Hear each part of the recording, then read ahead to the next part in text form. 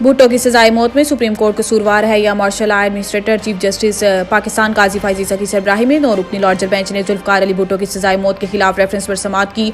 Bench में justice Sardar Tariq Masood, justice Mansoor Ali Shah, justice Yahya Afridi, justice Aminuddin Khan, justice Jamal Mandokhail, justice Mohammad Ali Mazhar, justice Hasan Azhar Rizvi और justice Musarrat हलाली शामिल थे। अदालती मुआवन मखदूम अली खान ने दलाइल का आगाज किया और कहा है कि बदकिस्मती से जुल्फकार अली भुट्टो की फांसी रिवर्स नहीं हो सकती। अदालत के सामने सवाल भुट्टो की फांसी पर अमल का नहीं है। अदालत के सामने मामला इस कलंक का है। इस रेफरेंस की बुनियाद जस्टिस नसीम हसन शाह का इंटरव्यू है। जस्टिस मजहर ने कहा है कि अगर इस केस में अदालत ने कुछ किया तो क्या हर केस में करना होगा। इस दौरान अहमद रजा कसूरी रोस्टम पर आए, ताहम चीफ जस्टिस ने इन्हें बात करने से रोक दिया और अदालती मुआवन को बात जारी रखने की हदायत करते हुए कसूरी से कहा है कि आपको इन पर कोई एतराज है तो लिख लें। अदालत ने कहा है कि सुप्रीम कोर्ट में इलेक्शन केसेस समेत दीगर मुकदमात ज़ेर इल्तवा हैं। मुनासिब है इस केस को आम इंतखाबात के बाद सुने। बाद अदालत ने केस की समाअत फरवरी के तीसरे हफ्ते तक मुलतवी कर दी। क्या पीटीआई चाहती है 100% उम्मीदवारों के कागजात नामजदगी मंजूर करें। चीफ जस्टिस काजी फाइजी सकी सरबराही में 3 रुकनी बेंच ने तहरीक इंसाफ की लेवल प्लेइंग फील्ड केस पर समाअत की। अदालत ने इलेक्शन कमीशन और चीफ सेक्रेटरी पंजाब की रिपोर्ट्स पर पीटीआई से तहरीरी जवाब तलब करते हुए समाअत आइंदा पीर तक मुलतवी कर दी। अदालत ने हदायत दी है कि इलेक्शन कमीशन और चीफ सेक्रेटरी पंजाब चाहें तो जवाब जमा करा सकते हैं। दौरान समाअत चीफ जस्टिस ने रिमार्क्स दिए हैं कि हमें बताएं रिपोर्ट में गलत है।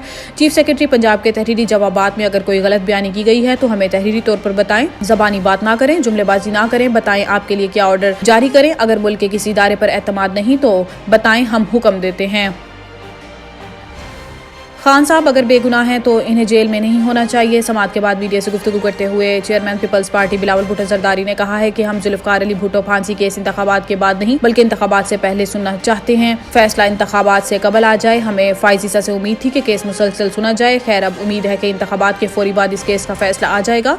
उम्मीद है हमें इस केस में इंसाफ मिलेगा और तारीख दुरुस्त हो सकेगी। बिलावल भुट्टो ने कहा है कि इलेक्शन 8 फरवरी को हर सूरत होंगे, चाहे अक़वाम मुत्तहिदा करारदाद पास कर दे। अगर 3-4 सेंटर उठकर कुछ कह दें तो इनकी बात ज़्यादा वजनी है या चीफ जस्टिस का आईनी और कानूनी फैसला ज़्यादा वजनी है।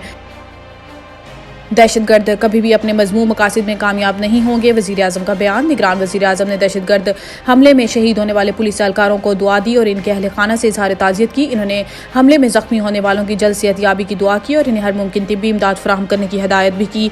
अपने बयान में निगरान वज़ीर आज़म ने कहा है कि पूरी कौम सिक्योरिटी एहलकारों और पोलियो वर्कर्स को सलाम पेश करती है।